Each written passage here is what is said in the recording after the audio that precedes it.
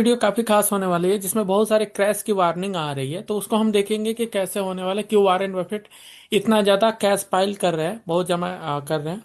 और यूएस में जो डेट का लेवल है वो 36 ट्रिलियन को भी क्रॉस कर गया है। तो ये कहाँ तक हमारे मार्केट को अफेक्ट करेगा, सबसे पहले देख लेते हैं कि निफ्टी का जो डेली चार्ट बना हुआ है, यहाँ पे आप देखो कि डबल टॉप बन रहा है। डबल टॉप यहाँ पे रिजेक्ट हो चुका है 2 बार।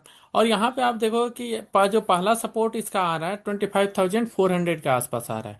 यहाँ पे पहले भी कई बार रेजिस्टेंस का काम किया, तब सपोर्ट का काम करेगा। इसके बाद दूसरी जो सपोर्ट बन रही है 25,000 के आसपास बन रही है, और यहाँ पे अच्छा खासा इसका सपोर्ट है। तो मेरे अकॉर्डिंग ये 25,400 से लेके 25,000 के बीच में कंसोलिडेट कर सकता है मार्केट। मैक्स टू मैक्स जो क्रैश आएगा कितना भी आए तो आपको 24,200 के आसपास आ सकता है। इससे ज्यादा मुझे अभी नियर टर्म में कोई भी प्रॉब्लम नहीं लग रहा है। लेकिन यूएस के ऊपर डेट बढ़ने की वजह से बहुत सारे चीजों पे प्रेशर आएगा, उसके बारे में अभी जस्ट डिस्कस करेंगे। सबसे पहले देख लेते हैं अक्टूबर में हमारा डोमेस्टिक डेटा कैसा आया है। तो यहाँ पे देखो जीएसटी का जो अपडेट आया, जीएसटी का ग्रॉस कलेक्शन अक्टूबर में राइज किया है 4.6% से। तो हमारे पास कैश गवर्नमेंट के पास आया जीएसटी से, जो जीएसटी का कट किया था। तो उससे हमें लॉस नहीं हुआ, उससे बेनिफिट ही हुआ है, क्योंकि हमारे जीएसटी का कलेक्शन वो हाई आया है। इसके बाद आप देखोगे कि कार सेल्स की जो डेटा थी वो भी जीएसटी कट के बाद काफी हाई आई हुई है, जिसमें आप देख लो कि अक्टूबर में रिकॉर्ड हाई सेलिंग हुई है जो कार्स की। तो बहुत सारे कार्स का अलग अलग डेटा आया हुआ है। जो सिर्फ फेस्टिव सीजन की बात करें तो अक्टूबर मंथ का अब डेटा आया हुआ है। तो यहाँ पे देखोगे तो मारुति सुजुकी 10% के आसपास ग्रोथ दिखा रहा है। टाटा मोटर्स का आपको 20 यहाँ पे आपको दिखा रहा है 33% के आसपास।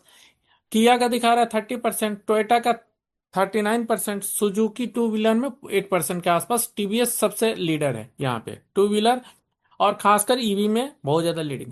तो इसके वजह से जितने इसके कंपोनेंट सप्लायर्स होंगे इनका रिजल्ट बेटर आएगा। और अभी जो देख रहे हो कि सितंबर क्वार्टर का जो रिजल्ट आ रहा है उसमें सिर्फ और सिर्फ ऑटो एंसिलरी के 7 दिनों का काउंटिंग हुआ है जो नवरात्र था। उसके बाद से अक्टूबर जो मंथ है उसका डेटा अब आना शुरू हुआ है। तो जितने टीवी चैनल्स आए या रिपोर्ट्स बनेंगे अब बनेंगे, और हम इसमें पोजीशन पहले से ले रखे। तो जो पोजीशन ले रखे उसको होल्ड करो, रिजल्ट्स अच्छे आएंगे। और दिसंबर क्वार्टर इससे भी बेटर आएगा, क्योंकि आंखों के सामने आपको ग्रोथ दिख रही है। जो भी इनके कंपोनेंट सप्लायर है उनका दिसंबर क्वार्टर ब्लॉकबस्टर आएगा, इस बात का ध्यान रखना, जैसे मैंने बात किया हुआ था। अभी नियर टर्म में थोड़ी बहुत आपको फ्लक्चुएशन देखने को मिल सकती है। इसके बाद देखते हैं यूएस का जो डोमेस्टिक मार्केट। हमने देख लिया कि हमारे पास जीडीपी के डेटा अच्छा है, सब कुछ सही लग रहा है, यहाँ पे कोई प्रॉब्लम, इंटरनल प्रॉब्लम नहीं है। जीएसटी कट करने के बाद परचेजिंग पावर मेंटेन है, इसी वजह से कार की सेल्स इतनी अच्छी खासी हुई है। गोल्ड ज्वेलरी अदर सेगमेंट का भी डेटा आएगा, उनका कैसा आया है, तो वहां पे भी आपको ग्रोथ देखने को मिल सकती है। अब प्रॉब्लम यहाँ आ रही है कि यूएस में क्राइसिस क्यों आ रहा है। यहाँ पे आप देखो कि यहाँ पे रिच डैड पुअर डैड के जो ऑथर हैं उन्होंने ये बोला है कि मिलियंस के जो लोग हैं वहां पे यूएस में उन सब के पैसे डूब सकते हैं। ये बहुत ज्यादा वार्निंग आई है। और इसके बाद उन्होंने वॉरेन बफेट का भी देखा जाए तो बर्कशायर हाथवे जो है वो पैसा कंटिन्यूअस मार्केट से निकाल रहा है। और उसकी जो कैश पाइल आप यहाँ पे देख रहे हो, देखो कि कितनी ज्यादा उन्होंने कैश पाइल कर रखी है। उन्होंने 2025 में एकदम टावर बना दिया है। तो सारे के सारे ऑलमोस्ट वो कैश पे जाके बैठे हुए हैं। और इस वजह से जितने भी इन्वेस्टर्स हैं उनको और ज्यादा डर लग रहा है, हेज फंड्स को डर लग रहा है, जो जो मार्जिन पे उन पे डर लग रहा है कि ऐसा क्या होगा। जो वारन बफेट को पता है या रिच डैड पुअर डैड के जो ऑथर है उनको पता है, जिसके बारे में वार्निंग दिए जा रहे हैं। तो इसके बारे में हम थोड़ा सा और आगे बढ़ेंगे कि ऐसा क्यों कर रहे हैं, वारन बफेट पैसा क्यों जमा कर रहे हैं। तो ओरेकल कंपनी के बारे में आप जानते हो, तो वहां पे देखो कि डेट बम की बात की जा रही है, टाइम बम की, कि ओरेकल कंपनी 500% के आसपास डेट टू इक्विटी, जो कर्जा ले रखा है कंपनी बेच भी दोगे तो भी उस कर्जे को चुका नहीं सकता है। ओरेकल कंपनी की जितनी वर्थ है उससे 5 गुना ज्यादा उसने कर्ज ले रखी है। और इस वजह से ये जो एआई बबल की बात चल रही है, एआई की वजह से जितने भी जो नॉन एआई वाली कंपनियां थी उनके ऊपर काफी ज्यादा प्रेशर पड़ा हुआ है। इंडियन कंपनियां तो फिर भी बेटर है, ओरेकल जैसी कंपनियां जो सॉफ्टवेयर की कंपनियां तो पूरी बर्बादी होने के कगार पे खड़ी है। तो अगर उनका सेल्स वापस ग्रोथ नहीं आया तो ये जो 500% का जो इनके ऊपर डेट बढ़ा बढ़ा है 5 गुना, तो ये बहुत ट्रबल क्रिएट कर देगा। कुछ दिन के बाद कंपनी ईएमआई चुका नहीं पाएगी, या जिस बैंक से लेके लोन रखी है वो पैसे डूब जाएंगे। अब देखते हैं क्या ये पैसे बैंक पे भी असर पड़ रहा है, उसके बारे में देख लेते हैं। तो यहाँ वार्निंग आ रही है, बैंक्स का जो बोरो हो रहा है कि 50 बिलियन जो डॉलर अभी आया गया था, इमरजेंसी में लिक्विडिटी दिया गया था, जब फेड ने रेपो रेट का विंडो खोला था, उसमें से सुबह सुबह आज के दिन 20 बिलियन के आसपास डॉलर के आसपास इन्होंने ये हुआ, और उसके बाद 30 बिलियन डॉलर के आसपास आफ्टरनून में हुआ। इतना तेजी से बैंक्स के पास बिल्कुल पैसे नहीं है, क्योंकि ओरेकल जैसे कंपनी 500% का लोन ले रखी है और पैसे बैंक्स में है नहीं, और न यहाँ पे ईएमआई आ रहा है। तो इसी वजह से वहाँ के जो बैंकिंग सिस्टम है वो काफी ज्यादा प्रॉब्लम में है, ट्रबल में है। जैसे 2008 में प्रॉब्लम हुआ था, बैंक के पास पैसे नहीं थे, लोगों ने ईएमआई देना बंद कर दिया था, वही सिचुएशन अभी आ रही है कि प्रॉब्लम ऐसे आ रही है कि जितनी भी सॉफ्टवेयर कंपनियां वो ईएमआई भरना बंद करती है, और उन्होंने डेट 500% लेके बैठा हुआ है। यहाँ पे फर्स्ट स्क्वैश का जो भी आया हुआ है, यहाँ पे जो रेड बॉक्स डालता है उसी के मतलब ये है चैनल, सिस्टर चैनल।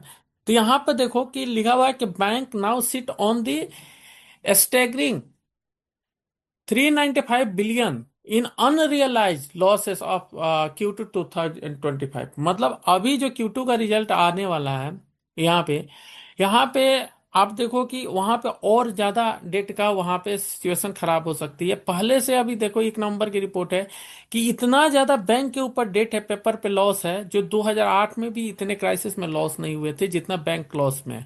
तो ये प्रॉब्लम क्यों आ रही है कि यहाँ पे यही बात को देखते हुए यहाँ पे रिच डैड पुअर डैड के जो ऑथर है वो बता रहे हैं कि मिलियंस ऑफ लोग, जो लोग इन्वेस्ट करके रखे इक्विटी में, उनको लॉस हो सकता है यूएस मार्केट में। ये वार्निंग है। और यही वारन बफेट देखते हुए वो पैसा अपने पास जमा कर रहा है, कैश में रख रहा है, और बाकी जगह पे हेज कर रहे हैं।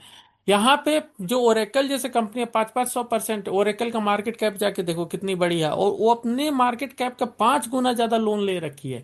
और जिस बैंक से ले रखी है उनके पास पैसे नहीं है, तो जिससे फिर आपको थोड़े से रिलीफ दे रहा है कि आप हमारे से बोरोइंग कर लो, जैसे आरबीआई हमें रिलीफ देता है कि कोई छोटा मोटा बैंक है वो बोरोइंग कर लो। वो जितना मैक्सिमम कैपेसिटी होता है उससे बाई कर रहे हैं, उससे ले रहे हैं, उधारी ले रहे हैं। जैसे 20 बिलियन मॉर्निंग में लेते हैं, 30 बिलियन आफ्टरनून में लेते हैं। तो ये वाली सिचुएशन चल रही है। क्यों चल रही है इसके बारे में हम आगे देखेंगे।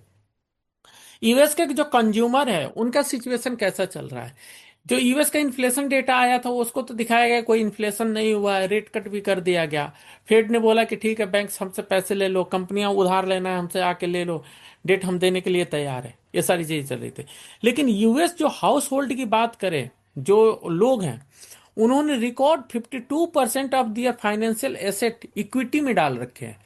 मतलब जितने लोग हैं, मान लो इसकी पॉपुलेशन जितने भी हो, आपको 20 करोड़ के आसपास हो, तो 20 करोड़ में से 10 करोड़ लोगों ने पैसा, सिर्फ 50% जो अपना पैसा है वो इक्विटी मार्केट में डाल रखा।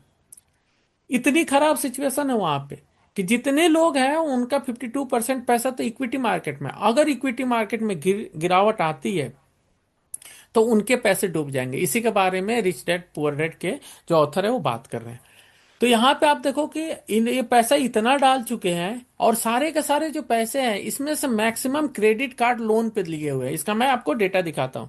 यहाँ पे देखो क्रेडिट कार्ड का जो डेट है वो 1.3 ट्रिलियन के आसपास है। इतना कर्जे उन्होंने क्रेडिट कार्ड पे लेके स्टॉक मार्केट में डाल रखा है, सिर्फ और सिर्फ ट्रंप की वजह से। ट्रंप जितने बार बोल रहा है कि इन्वेस्ट करो हमारे मार्केट में, हमारा मार्केट ऊपर जाएगा, मागा का मागा चल रहा था, ऐसा चले, मेक अमेरिका ग्रेट अगेन, हमारे स्टॉक्स में इन्वेस्ट करो, ये सब चीजें करके सारे लोगों को, अपने फॉलोअर को फंसा रखा है, जिस वजह से पैसा अच्छा खासा मार्केट में फंसा हुआ है रिटेलर का। और वो सारे के सारे लोन पे है। तो ये लोन का जो ईएमआई किसको जाता है? बैंक को। अब बैंक को जा नहीं रहा है अभी, क्योंकि पैसे इक्विटी मार्केट में फंसे हुए हैं। तो यहाँ पे फिर से आपको मैं दिखा रहा हूँ कि रिच डैड पुअर डैड के जो ऑथर है उन्होंने बोला है कि जो पैसा है उसको क्रिप्टो और गोल्ड में हेज करो, और ऐसा नहीं कि इक्विटी मार्केट में पैसा डूब सकता है तो वहां से निकलने की कोशिश करो, कि यूएस के जो इकोनॉमिक सिचुएशन अच्छी नहीं है। यहाँ पे और भी देखोगे, यूएस का जो मार्जिन डेट का है, डेट मार्जिन होता है जैसे आप ब्रोकर से जो लेके कराते, जैसे वो आपका स्काई रॉकेट हो रहा है। अभी आप देखोगे तो 1.13 ट्रिलियन इन सितंबर में हो चुका है, जो ब्रोकर से लोगों ने पैसे लेके स्टॉक को बाई किया हुआ है। और जिस दिन ब्रोकर बोलेगा कि भाई मैं आपका मार्जिन लेवरेज बहुत ज्यादा हो गया, कट करेंगे पोजीशन, उसी दिन से मार्केट में क्रैश आना शुरू हो जाएगा। इसका चार्ट भी यहाँ पे साथ में भेजा हुआ है कि कैसे उन्होंने मार्जिन पे लेके ट्रेड करा है। बहुत सारे आप में से लोग हैं जो एमटीएफ पे ट्रेड करता है, उन लोगों के लिए बहुत बड़ी वार्निंग है कि एमटीएफ पे ट्रेड मत करो, नहीं तो प्रॉब्लम हो जाएगी। जितनी जीडीपी है उससे भी बहुत ज्यादा इन्होंने लोन ले रखा है, और इस वजह से ये प्रॉब्लम चल रही है। 1.13 ट्रिलियन के आसपास इन्होंने लोन ले रखा है। तो ये हो गया कि ऊपर से हम देख रहे हैं कि इक्विटी के लिए हाउस होल्ड वालों ने, जितने भी लोग हैं, उन्होंने 52% लोगों ने यहाँ पे एलोकेशन कर रखा है लोन लेके। कहाँ से लोन लिया? क्रेडिट कार्ड का लोन लिया, दूसरा ब्रोकर से लोन लिया, और लोन लेने की वजह से ये सिचुएशन बहुत खराब हो चुकी कि सारे मार्जिन पे बैठे हुए। एक बार करेक्शन स्टार्ट हुआ, सबका स्टॉप लॉस जाएगा, सबका पोजीशन कट जाएगा, ऑटो स्क्वायर अप हो जाएगा। अब यहाँ पे प्रॉब्लम और भी आ रही है कि यूएस गवर्नमेंट शट डाउन कर रखा है। शट डाउन मतलब गवर्नमेंट के पास पैसे नहीं थे, तो उसके वजह से जो अपोजिशन जो पार्टी है उन्होंने फंड रिलीज नहीं किए, और उन्होंने उसके वजह से आप देखो कि फूड एड्स, मतलब जो फूड सप्लाई किया जाता है, जैसे हमारे यहाँ राशन मिलता है, वैसा अमेरिका में जो राशन मिलता है वो 4 करोड़ लोगों को, अभी जो लो इनकम सोर्स के हैं, उनको खाने पीने की भी समस्या आ रही है। उनको खाना पीना भी नहीं मिल रहा है। जो सरकारी राशन मिलती है या उनको रिलीफ मिलती है वो भी नहीं मिल रही है। जो वहाँ शिविर में लोग रहते हैं उनके लिए खाना पानी बंद हो चुका है उन लोगों की। उसके अलावा हम आगे आते हैं, यूएस की जो फैमिली के जो हेल्थ इंश्योरेंस का प्रीमियम था वो जंप कर चुका है 365%, 1999 टू आपको देखो $27,000 के आसपास आ चुका है। पहले $2,000 का मिल रहा था इंश्योरेंस, अभी $27,000 का मिल रहा है। तो आप ये सोच लो कि कितना ज्यादा कि इंश्योरेंस हो चुका है। $27,000 का मतलब बहुत ज्यादा हो जाता है। उसमें 80 से मल्टीप्लाई करोगे तो आपको पता चलेगा कि कितना ज्यादा इसका डेट हो गया।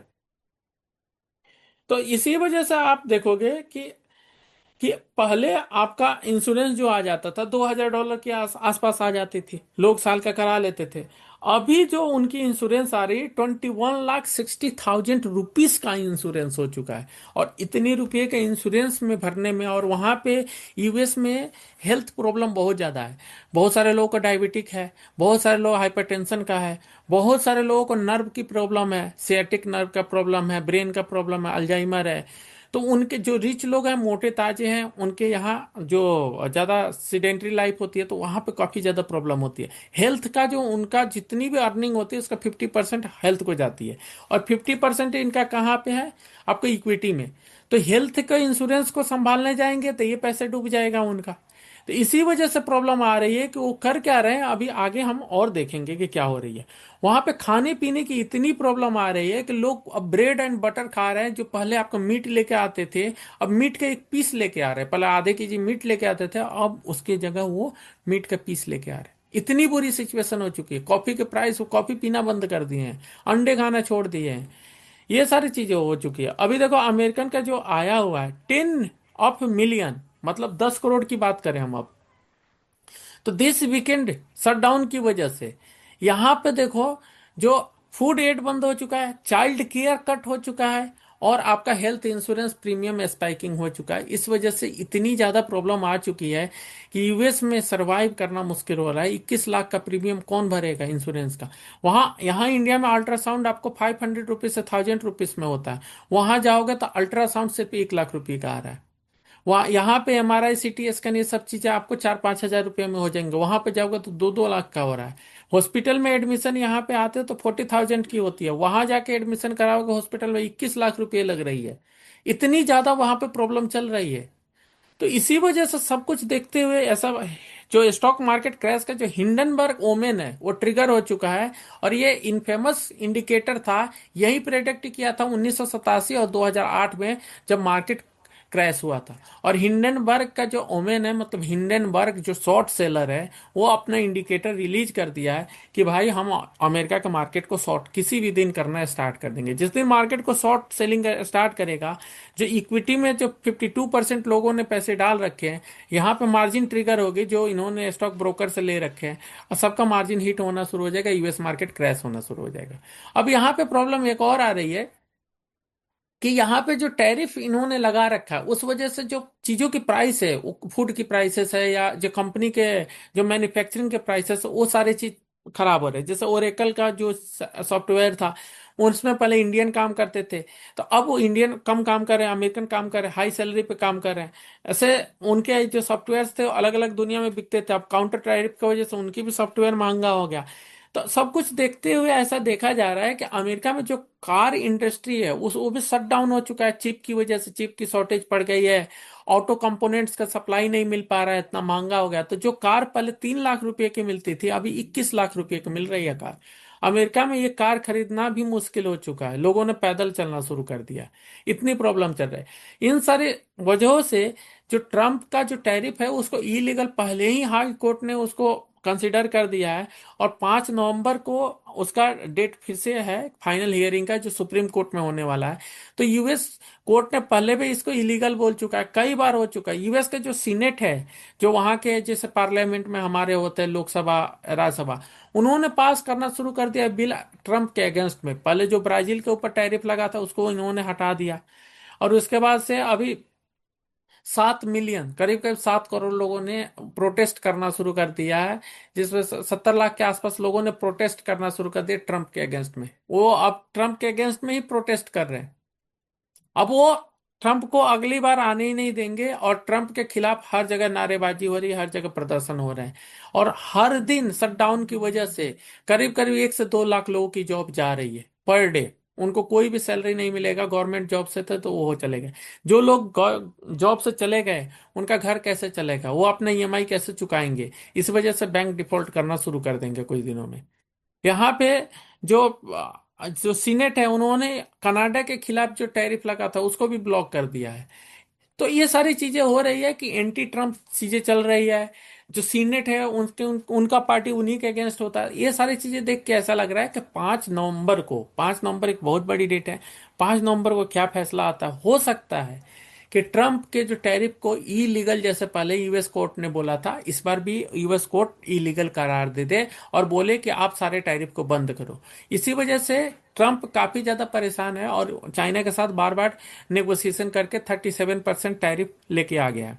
इंडिया के ऊपर 50% है, चाइना के ऊपर 37% है। तो चाइना का अपर हैंड है इंडिया से ज्यादा, क्योंकि उस पर कम टैरिफ लगा है। वो सप्लाई करने की कोशिश करेगा, और इंडियन मार्केट में इसी वजह से सेलिंग आ रही है कि सब लोग सोच रहे हैं चाइना के साथ डील हो जाएगा, इंडिया के साथ डील होने वाला नहीं है। इंडिया ने अपना ऑयल का परचेजिंग कम कर दिया है और ईरान से परचेजिंग स्टार्ट किया है। लेकिन अभी भी ट्रंप की बहुत सारे पॉलिसी है जिसको एडॉप्ट करना पड़ेगा इंडिया को। और इंडिया में बिहार में इलेक्शन है, तो इलेक्शन की वजह से ये कॉम्प्रोमाइज करना नहीं चाहते ट्रंप के साथ। क्योंकि जैसे ही बिहार इलेक्शन के पहले, पोल मतलब वोट डालने के पहले इन्होंने कॉम्प्रोमाइज करने की कोशिश किया, उस मुद्दे पे पूरा का पूरा बिहार में बवाल मच जाएगा और इनकी पार्टी हार सकती है। तो इसी वजह से ये कोशिश किया जा रहा है कि जितना दिन तक टल जाए, उसके बाद जब एक सब कुछ हो जाएगा तब इसके बाद से डील की बातें चलेगी। तो अभी नियर टर्म में कोई भी डील की बातें नहीं आएगी, इस बात का आप ध्यान में रखना।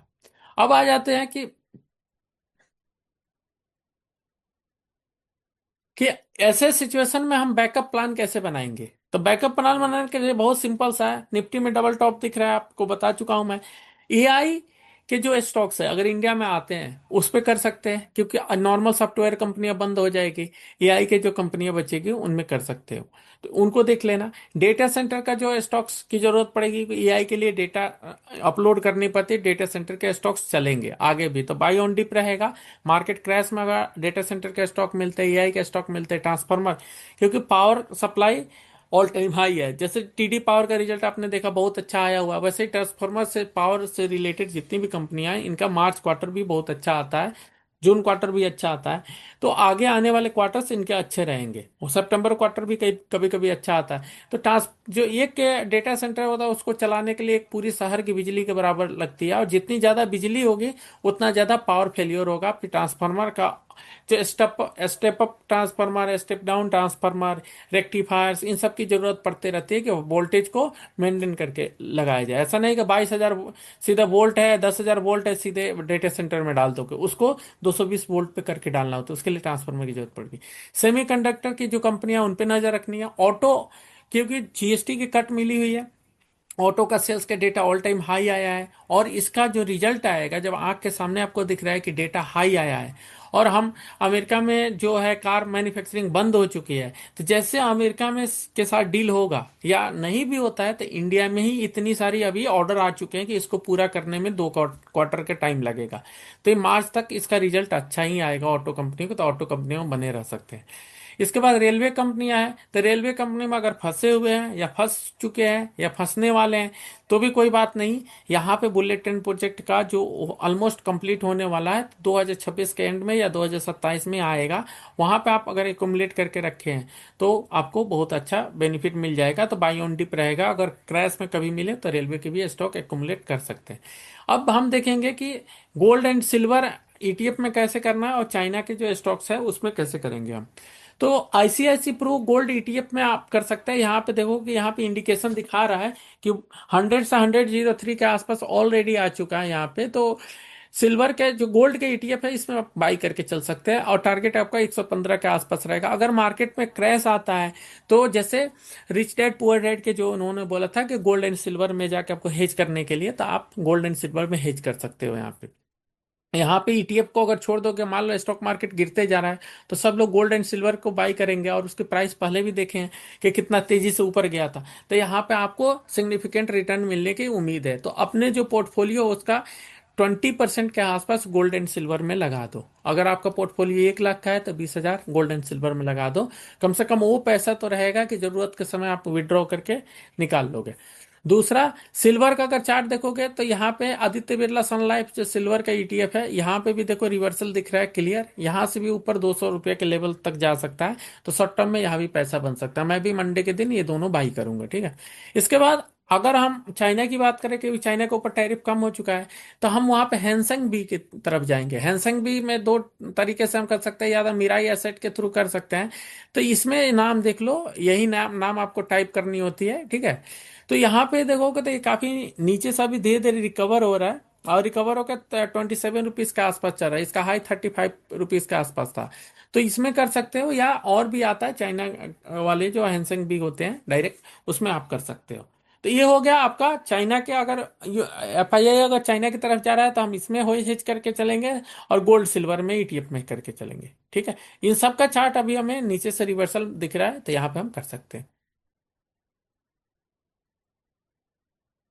अब हम एक एक स्टॉक की बात करेंगे जो हमने स्टॉक्स ले रखे हैं। तो जो ऑटो इंसुलरी में हम गैब्रियल इंडिया की बात करें, गैब्रियल इंडिया में देखो यहाँ पे कंसोलिडेट करके अपर साइड पे शिफ्ट होते जा रहा है, और गैब्रियल इंडिया में थोड़ी कंसोलिडेशन के बाद रिजल्ट अगर अच्छा आता है तो यहाँ से ब्रेकआउट हो जाएगा, और अच्छा खासा मोमेंटम इसमें देखने को मिल सकता है। इसके बाद भारत सीट की बात करें तो भारत सीट में सुजुकी का आपने देखा कि उसमें अच्छी खासी ग्रोथ हुई है, लेकिन मार्केट गिरने की वजह से यहाँ पे कुछ लोगों को जो एमटीएफ पे ट्रेड कर रहे थे उन्होंने पोजीशन काटा हुआ है। ये वापस आपको भारत सीट आपको सपोर्ट पे आ चुका है 200 रुपये के आसपास। यहाँ से जो सीट बनाने वाली जो कंपनी है, रेलवे का सीट हो या इसका मारुति का सीट हो, यही बनाती है। तो यहाँ पे जब इसका रिजल्ट आएगा फिर यहाँ से आपको 260 के आसपास देखने को मिल सकता है, 300 तक जा सकता है। गैब्रियल इंडिया मैंने दिखा दिया, भारत सीट दिखा दिया। सीआई ऑटोमोटिव की बात करें तो सीआई ऑटोमोटिव का रिजल्ट आया था, उसके बाद देखो ऐसे स्पाइक आया था, टीवी चैनल ने दिया था, उसके बाद से यहाँ पे फिर से गिर गई। लेकिन महिंद्रा का जो महिंद्रा एसीआई ऑटोमोटिव है, तो महिंद्रा ग्रुप का जो आया हुआ है, जो सेल्स का डेटा, वो काफी स्ट्रांग आया हुआ है। तो उसके वजह से देखो किसी ने पहले लोड किया था, लेकिन मार्केट गिरने की वजह से यहाँ पे थोड़ी सी फॉल आई है। लेकिन देखो वॉल्यूम कोई भी नहीं है, ऐसा नहीं कि ऐसी इतनी बड़ी सेलिंग हुई है। कोई इसमें सेलिंग की ज्यादा वॉल्यूम नहीं है। कुछ लोग एमटीएफ पे ट्रेड कर रहे थे, उनकी पोजीशन कटी, यहाँ पे एकोमुलेट होकर यहाँ जैसे इस लेवल को निकालेंगे 450 का, यहाँ पे भी अच्छा खासा आपको रैली देखने को मिल सकता है। शानदार टेक की बात करें, वीकली चार्ट अभी भी पॉजिटिव है। यहाँ इन्वर्टेड हेड एंड शोल्डर बना हुआ है, हेड है आपका, शोल्डर है दोनों। यहाँ पे ट्रेंड लाइन का यहाँ ब्रेकआउट देख के यहाँ पे रिटेस्ट ले रहा है। और शानदार टेक में यहाँ पे रिजल्ट का वेट कर रहा है कि रिजल्ट कैसा रहेगा। रिजल्ट जैसे आएगा यहाँ से मोमेंटम आ सकती है, नहीं तो यहीं पे कंसोलिडेट होके ये जो फ्लैग का ये है डंडा है, और यहाँ पे जो मतलब फ्लैग बना सकता है, ये पोल बना हुआ है यहाँ पे, ये flag weekly flag and pole बना सकता है। या फिर आपको इन्वर्टेड हेड एंड शोल्डर, ये हेड है और दोनों शोल्डर है। जैसे रिजल्ट अच्छा आएगा ये ऊपर आपको 900 के आसपास देखने को मिल सकता है आने वाले समय में। सुप्राजीत इंजीनियरिंग को देखोगे तो इसका सितंबर क्वार्टर जो लास्ट टाइम था वो जीरो प्रॉफिट पोस्ट किया था, मतलब उसने सारे टैक्स 98% टैक्स ही भर दिया था। तो इस बार किसी ने ये सोचा है कि अगर पिछले बार इसने प्रॉफिट जीरो पोस्ट किया है, तो इस बार कम से कम 5 करोड़ 10 करोड़ भी प्रॉफिट पोस्ट करेगा, तो जीरो से तो ज्यादा ही होगा। और लास्ट क्वार्टर में अच्छा खासा प्रॉफिट पोस्ट किया था। तो क्वार्टर वाइज भी देखोगे तो इसकी ग्रोथ होके आएगी। और जो ईयर ऑन ईयर कंपेयर करोगे तो उसमें तो सब कुछ टैक्स में ही दे दिया था, तो जीरो प्रॉफिट हुआ था वहां पे, नेट प्रॉफिट जीरो आ गया था, ईपीएस जीरो आ गया था। तो इस वजह से ईयर ऑन ईयर ग्रोथ काफी मैसिव दिखेगी। सेल्स का नंबर नॉर्मल था, उसने सारे टैक्स जो 2-3 क्वार्टर का था एक ही साथ उसने भर दिया था। तो सुप्राजीत इंजीनियरिंग को भी देख के चल सकते हो, जैसे ये 455 का लेवल निकालेगा, यहाँ 490 तक का लेवल आ सकता है। तालब्रोस ऑटो का भी आप देखोगे तो वीकली चार्ट ही है। वीकली चार्ट में भी वैसे ही कंसोलिडेशन चल रहा है, इन्वर्टेड हेड एंड शोल्डर अभी भी बना हुआ है। यहाँ पे वीकली चार्ट के ब्रेकआउट होने के लिए आपको 320 का लेवल क्रॉस होना जरूरी है।